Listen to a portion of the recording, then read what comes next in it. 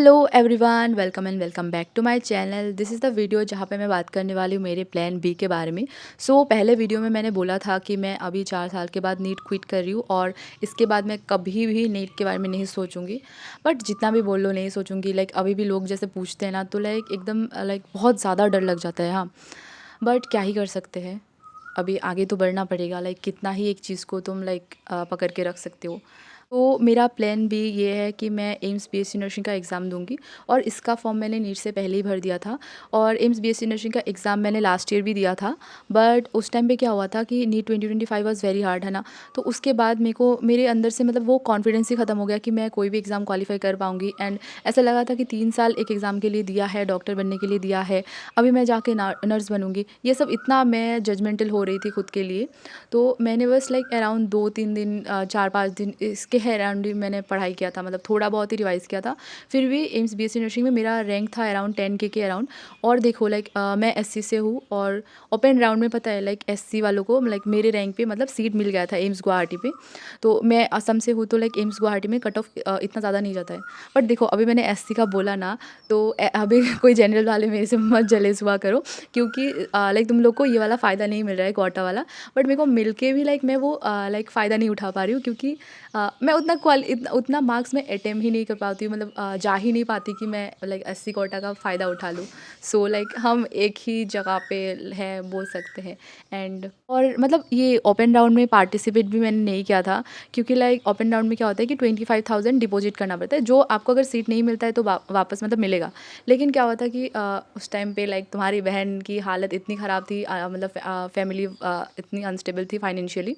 तो मैंने पता है अपने पेरेंट्स को बोला बोला ही नहीं कि इसमें लाइक 25,000 डिपॉजिट करना होता है ये वो। मैंने सोचा कि मैं एक और ड्रॉप लूँगी, तो लाइक अभी एम्स बीएससी नर्सिंग के बारे में नहीं सोचते। तो इसलिए मैंने थर्ड काउंसलिंग में लाइक ओपन राउंड में पार्टिसिपेट ही नहीं किया था। बट मेरे रैंक पे मतलब सीट मिल गया था लाइक। और मैंने सोचा कि शायद मैं एम्स बीएससी नर्सिंग के लिए नहीं बनी हूँ, मैं शायद डॉक्टर बनने के लिए बनी हूँ, तो एक और साल दे देती हूँ। तो इसलिए मैंने एक और ड्रॉप ले लिया था। बट अभी फिर से जाके मैं उसी फेज़ में हूँ, उसी जगह।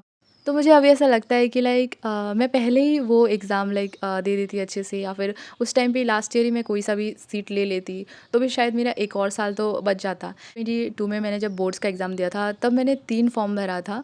और पहला ही फॉर्म था एम्स बीएससी नर्सिंग का, एंड दूसरा था नेक ड्रीम्स बीएससी नर्सिंग का, एंड तीसरा था वो नीट का।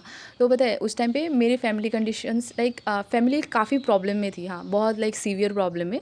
तो उसकी वजह से मेरा लाइक एम्स बीएससी नर्सिंग का एग्ज़ाम देना ही नहीं हुआ। हाँ, तो उसके बाद मैंने नीट दिया था। एंड जब मैंने पहली बार दिया था, मेरे को लगा कि लाइक ये लाइक पढ़ के क्वालिफाई किया जा सकता है। मतलब मेरे को पहले लगा था कि एंट्रेंस एग्ज़ाम बहुत ज़्यादा लाइक बहुत ही डिफ़िकल्ट होता है, कि मतलब मेरे लेवल के बच्चों के लिए तो लाइक आउट ऑफ ही कुछ है, लाइक हम तो कर ही नहीं पाएंगे, ऐसा टाइप था। बट पहली बार जब मैंने एग्ज़ाम दिया था, उसके बाद मेरे को ऐसा लगा कि लाइक एक ड्रॉप के बाद क्या फिर हो जाएगा। फिर उसके बाद 2 ड्रॉप 3 ड्रॉप ऐसा हो गया, अभी तो चौथा ड्रॉप में भी लाइक मेरा हालत वही है। तो वही। बट अभी मैं सोच रही हूँ कि अगर काश मैं पहले ही एम्स बीएससी नर्सिंग कर लेती, तो अभी तक इस साल में मेरा शायद कंप्लीट भी हो जाता। बट एंड पता है लाइक नीट के बाद कोई दूसरे तीसरे एग्ज़ाम के लिए प्रिपरेशन करना ना बहुत बहुत ज़्यादा डिफ़िकल्ट है, क्योंकि लाइक नीट ही अपने आप में इतना बड़ा एग्ज़ाम है। हाँ, और लाइक सिलेबस भी इतना बड़ा है।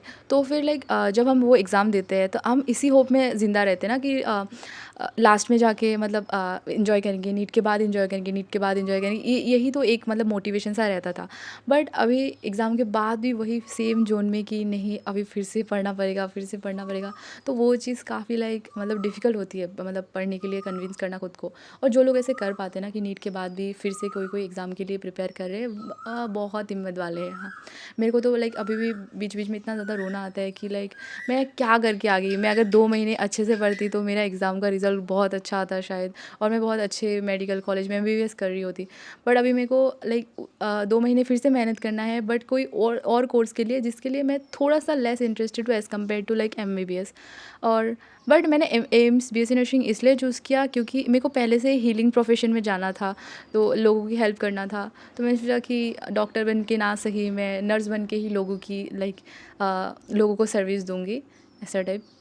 तो तो अभी तो मेरे लिए लाइक रोज़-रोज़ पढ़ना भी बहुत मुश्किल की बात है, क्योंकि मैंने लाइक नीट से पहले भी पता है इतना लाइक खुद को मोटिवेट किया था कि एग्ज़ाम के बाद तो नहीं पढ़ना, एग्ज़ाम के बाद तो सब ठीक हो जाएगा, तो अभी जितना हो सके पढ़ ले बहन। तो ऐसा टाइप, बट अभी फिर से मेरे को पढ़ना पड़ेगा, वो सोच के ही मेरे को रोना आता है। तो मैंने सोचा है कि लाइक अपनी कंसिस्टेंसी मेंटेन करने के लिए मैं यूट्यूब पे वीडियोज़ अपलोड करूँगी स्टडी व्लॉग जैसा, लाइक। और आपको कैसे वीडियोज़ देखने का लाइक मन है मेरी तरफ से, तो वो भी कमेंट में बताना। और मैं मिलती हूँ आपको नेक्स्ट वीडियो में। Bye bye, thank you so much for watching. इतना टाइम मेरे को सुनने के लिए बहुत बहुत शुक्रिया।